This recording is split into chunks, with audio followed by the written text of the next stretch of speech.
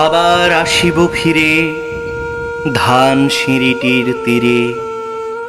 এই বাংলায় হয়তো মানুষ নয়, হয়তো বা শঙ্খচিল শালিখের বেশে, হয়তো ভোরের কাক হয়ে এই কার্তিকের নবান্নের দেশে কুয়াশার বুকে ভেসে একদিন আসিব এ কাঁঠাল ছায়ায়।